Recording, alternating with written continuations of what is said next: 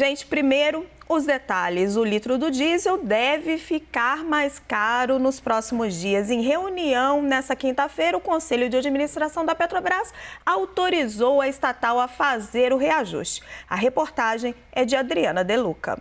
Foi um encontro tenso. A reunião extraordinária, segundo a apuração da CNN, terminou com uma decisão. O Conselho da Petrobras referendou a recomendação da diretoria. Diretoria que já tinha decidido por um aumento de 12% a 14% no litro do diesel. Ainda não está confirmado se o reajuste será realizado amanhã. Segundo participantes, o presidente do Conselho de Administração, Márcio Weber, relatou ter recebido um ofício do ministro da Casa Civil, Ciro Nogueira, sobre um possível programa de subvenção ao diesel e propôs que a estatal aguardasse até segunda-feira para tomar uma decisão. José Mauro Coelho, presidente da Petrobras, argumentou que a empresa já havia esperado pela aprovação da redução do ICMS no Congresso e que não seria possível esperar mais. Houve divergência entre os conselheiros, mas a decisão de manter o poder da diretoria prevaleceu. É de fato uma sinalização boa, é um alívio para os importadores, para as distribuidoras e, sobretudo, para os acionistas também da Petrobras, né? A Petrobras estava deixando dinheiro na mesa ao ficar aí quase 40 dias sem ajustar os seus preços aos preços do mercado internacional. O cenário externo pressiona a Petrobras. O país importa 30% do diesel que utiliza e o combustível está em falta no mercado internacional. Uma das maiores produtoras do mundo, a Rússia, reduziu a produção por causa das sanções impostas após o início da guerra com a Ucrânia. A oferta menor aumenta o valor para os importadores. Numa reunião na quarta-feira, o presidente da estatal, José Mauro Coelho, já havia informado o governo sobre o risco de faltar diesel no país. O encontro teve a participação do ministro da Casa Civil, Ciro Nogueira, e de Minas e Energia, Adolfo Saxida. A diretoria alertou para a necessidade de um novo aumento. O motivo é justamente a defasagem no preço do litro do combustível, apesar do reajuste recente.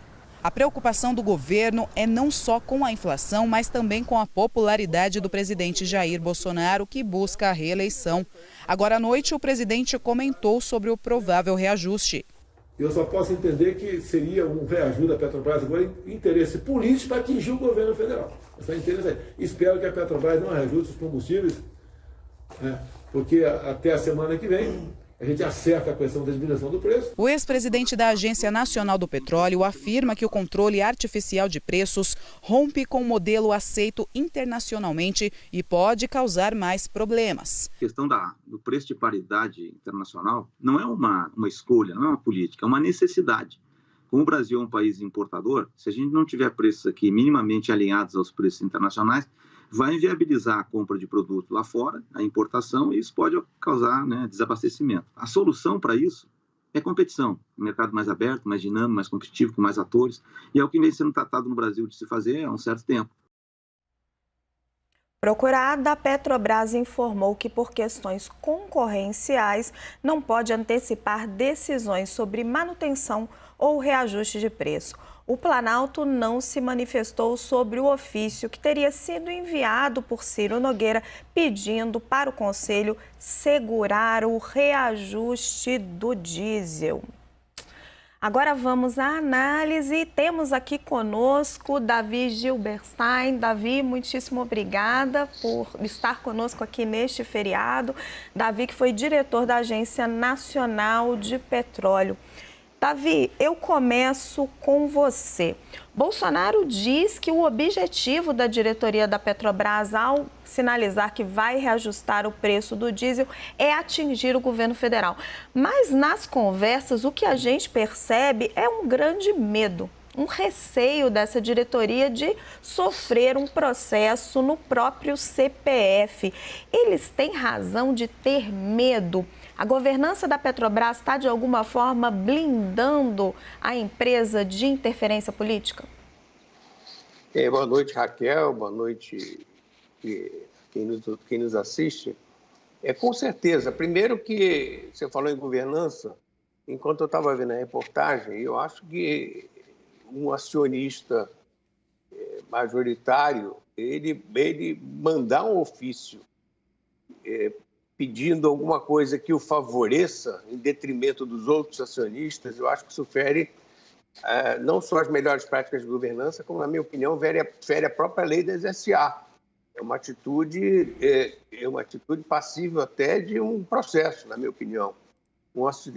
A lei das SA é muito clara, dizendo que você não pode favorecer o acionista majoritário em detrimento de outros acionistas. E é o que está se colocando agora. Não Davi, cabe a Petrobras... só te interromper um pouquinho para dar uma informação.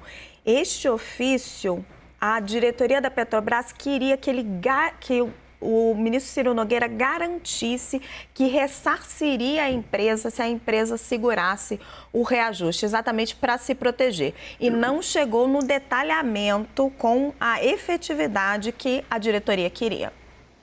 Não, então, mas o que eu estou dizendo é que aquilo ali, esse ofício, ele garante um ressarcimento sem dizer de que maneira, quanto, como, e de qualquer maneira, é pelo interesse, como eu estou dizendo, é pelo interesse do acionista majoritário.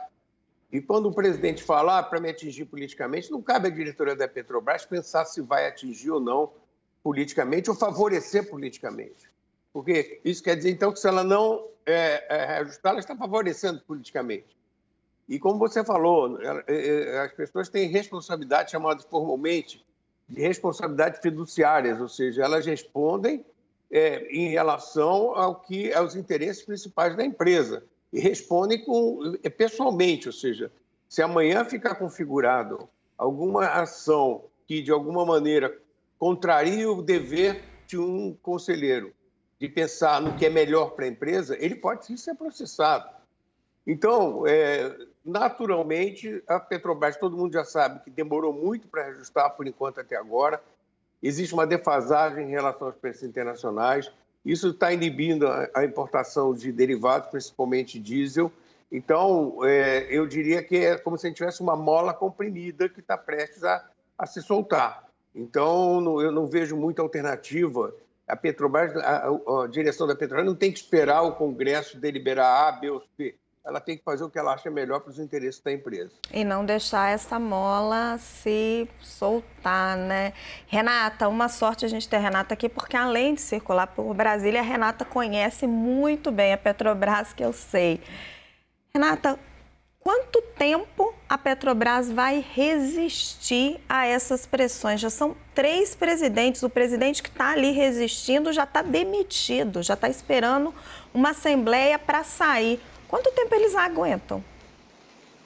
Olha, o que fica muito claro... Boa noite, Raquel, Davi e Yuri, boa noite a todos. Gente, o que fica muito claro é que a diretoria da Petrobras, o conselho da Petrobras, eles estão aí tentando tocar a bola, né? Como se não tivesse acontecendo nada, né? Olhando ali para os seus deveres e para o estatuto da companhia.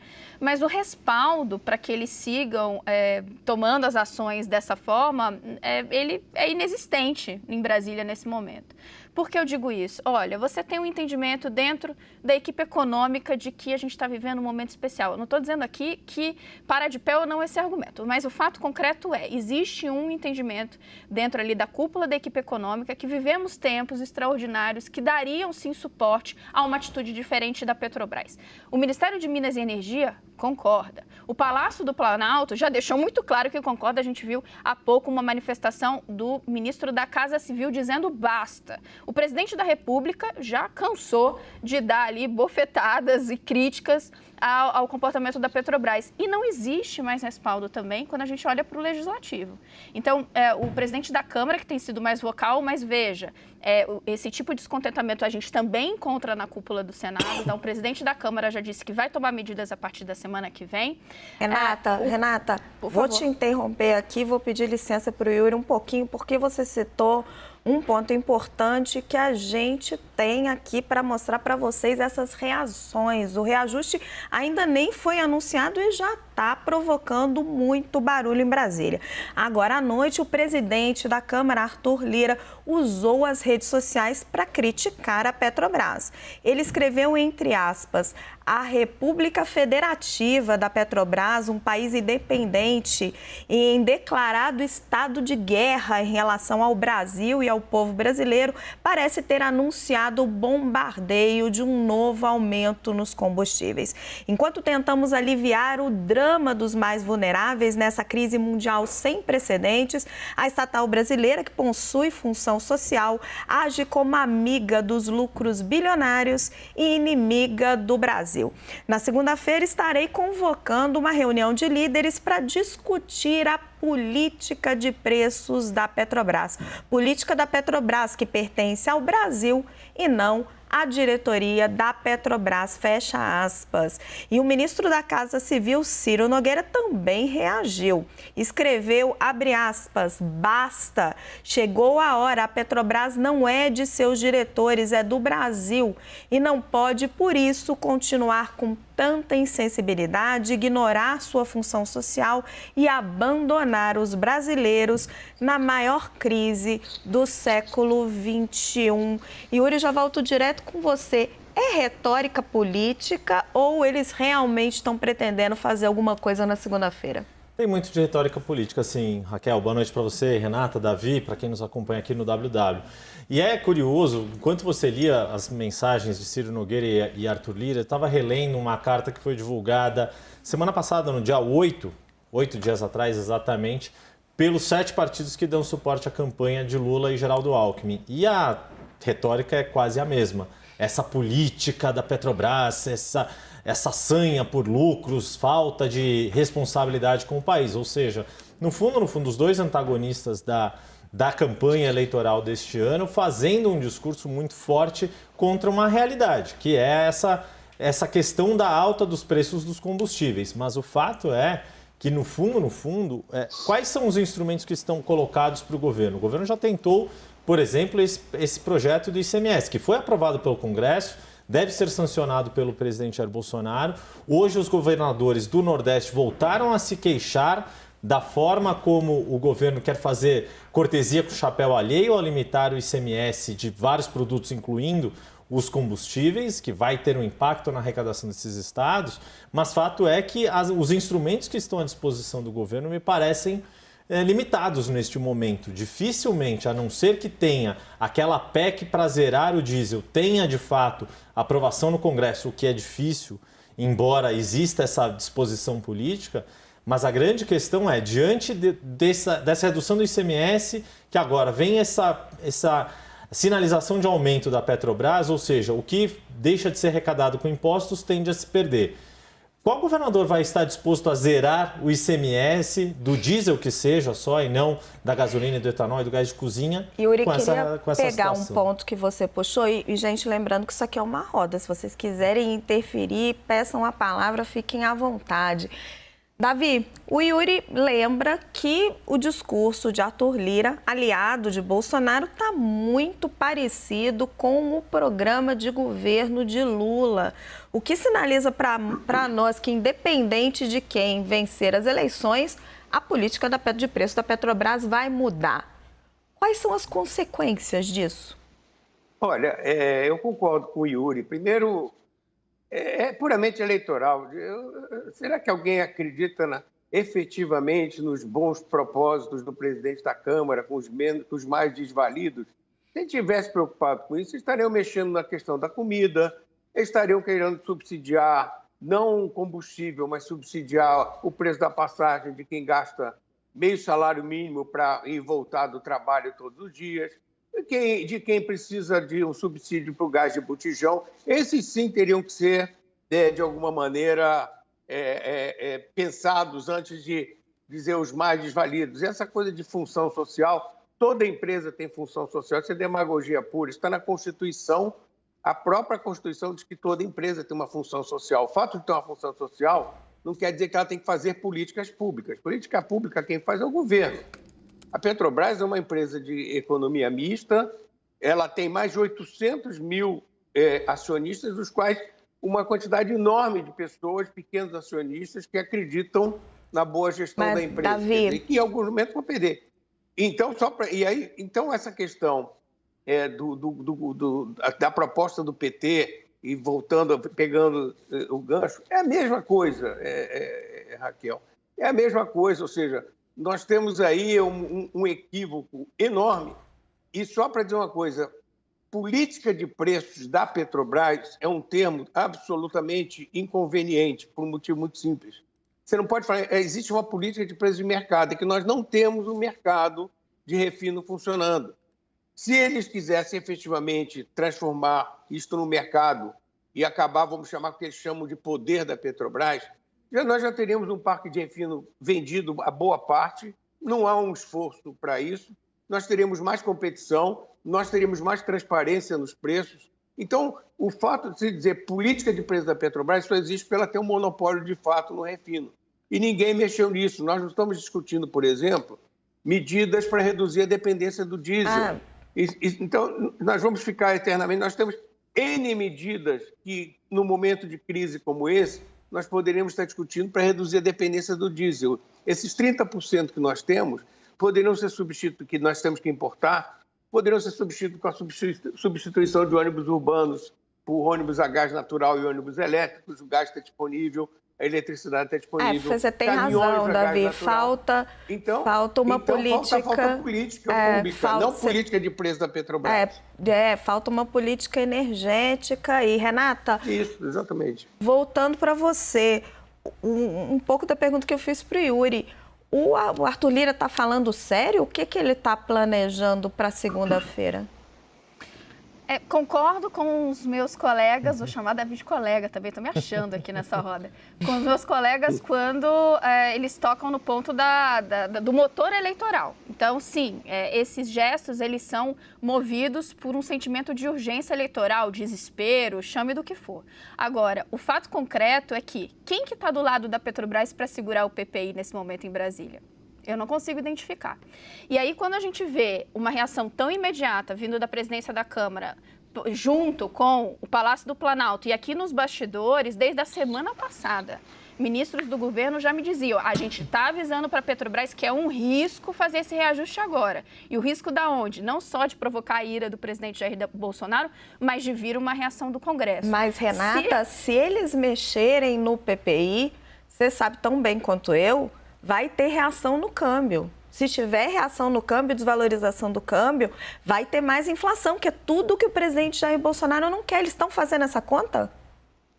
Eles estão fazendo uma conta de que eles têm pouco tempo. E é o que eu quero colocar aqui, porque a gente também não tem tanto tempo assim, não é uma análise de que esse é o melhor caminho. Eu quero colocar para vocês a temperatura dos sinais que estão vindo de Brasília. E aí trago aqui um bastidor muito rápido, Raquel. Só um minutinho, Davi. Deixa a Renata terminar, eu já passo a palavra para você. Um bastidor muito rápido. Eu estava falando agora há pouco com uma fonte, com o integrante do Palácio do Planalto, justamente sobre essa comunicação que você relatou, esse ofício. E o que ele me disse? Olha, já vi ali uma sinalização por parte de Ciro Nogueira de que a cúpula da Petrobras participasse de uma solução. Então, veja só, já estava ali, então, em gestação, algo que eles querem colocar para frente para segurar o preço. Gente, isso não é uma reação impensada desses interlocutores poderosos aqui em Brasília. Isso já vem de algum tempo. A Renata está antecipando aí fortes emoções. Davi, por favor. Não, eu pegando esse finalzinho que a Renata falou, eles são poderosos, mas eles não podem descumprir a lei. Eles são poderosos, mas eles não têm poder de intervenção na Petrobras. Não tem, então eles teriam que mudar a lei das sociedades anônimas, teriam que mudar uma série de pontos que seriam exclusivos. Assim como eles fizeram um casuísmo para o ICMS, em vez de pensar numa reforma tributária de verdade, esse seria um casuísmo para a Petrobras. Eles não podem interferir e dizer uma lei que a Petrobras, por exemplo, não pode aumentar preço. Isso seria um motivo até de chacota internacional, quer dizer, seria vergonhoso se isso acontecesse. Isso não há precedente, a não ser, claro, que eles queiram voltar, que a Petrobras seja estatal, volte ao monopólio do petróleo. Eles falam ao contrário, né? Eles falam em privatizar a Petrobras. Não, mas isso que eu estou dizendo, mas privatizar a Petrobras simplesmente seria transformar esse monopólio que existe hoje em um monopólio privado. Como se o monopólio privado fosse atender aos requisitos políticos, às demandas eu diria que ao sufoco político, angústia política em véspera de eleição. Não vai acontecer. Davi... E outra coisa, ninguém privatiza a Petrobras da noite para o dia. A Eletrobras acabou de ser privatizada, demorou 4 anos o processo. A Petrobras é muito mais complexa. Então, é tudo, como eu estou dizendo, Eles são poderosos, mas eles não podem tudo. a lei. Davi, eu quero pegar o gancho de vocês dois e jogar para o Yuri. Yuri, Renata, com conhecimento de Brasília, que ela tenta dizendo, olha, gente, segurem os cintos porque vem coisa por aí, eles não estão falando à toa. O Davi está dizendo, olha, eles não podem tudo, tem limites, tem a lei, tem a legislação, tem o mercado. De que lado você aposta? Que vão tentar alguma coisa, podem tentar, e talvez, por enquanto que está no radar, seria essa PEC para ver se algum governo estadual adere. E aí a gente está falando especificamente de impacto no diesel. O que mais que pode ser feito em relação à Petrobras, a gente sabe que tem algumas outras pressões que não por meio de legislação. Por exemplo, toda a discussão em relação, no âmbito do CAD, na questão do monopólio que a Petrobras exercita. Agora, puxando mais para o meu lado, eu não sou técnico dessa área como vocês, que tem muito mais conhecimento que eu. Eu sou um leigo nessa questão toda, mas vou puxar pela ampulheta eleitoral. É ela que está correndo. E tem um ponto também resgatando as pesquisas de intenção de voto e algumas perguntas que os institutos fizeram sobre essa questão dos combustíveis. A mais recente da Quest deixa muito claro que a população coloca o presidente Bolsonaro como o principal responsável. Mas no mês passado, um outro levantamento do IPESP mostrava que a Petrobras estava no alvo. Mas foi justamente quando a retórica do presidente, a artilharia retórica dele, foi mais direcionada para a Petrobras, inclusive com a última troca de gestão. Se na retórica funcionou naquele momento, não sei se vai ser suficiente agora. Vai ter que vir alguma munição por parte do Congresso, que pode ser por meio da PEC ou por alguma outra ação. Mas a ampulheta está correndo e a ampulheta vale aí não só para as eleições propriamente ditas e para como o presidente não consegue se recuperar nas intenções de voto, mas a ampulheta do próprio Congresso, que daqui a pouco cada um precisa ir tocar sua própria campanha eleitoral. Mas é aquela coisa, né, Yuri? Eles podem vociferar. Enquanto o consumidor chegar no posto e gastar aí uns R$300 para abastecer o tanque, não vai melhorar a imagem do governo. 300 a gente aqui em São Paulo, porque tem estado que é bem mais caro. Que é bem mais. Davi Zilberstein, só por favor, posso fazer uma última observação, Raquel? Primeiro, eu se fosse diretor ou conselheiro da Petrobras, eu teria mais medo da Justiça e da CVM do que de esperneios de quem quer que fosse de Brasília. É o medo do CPF, né? Exatamente. E só mais uma questão. Ao contrário do que se diz, nós já tivemos o preço do petróleo no governo Dilma, mais ou menos entre 2010 e 2014, nós tivemos um petróleo mais caro do que nós temos hoje. Porque nós temos uma inflação alta, tanto aqui quanto nos Estados Unidos, e que faz com que o valor nominal, num contexto onde a renda das pessoas está caindo, pareça mais caro. Mas só para dizer, se a gente atualizando, já tivemos combustível bem mais caro do que a gente tem hoje. Não era tanto em véspera de eleição. Tá certo. Davi, muito obrigada pela sua participação aqui no WW. Renata e Yuri continuam comigo.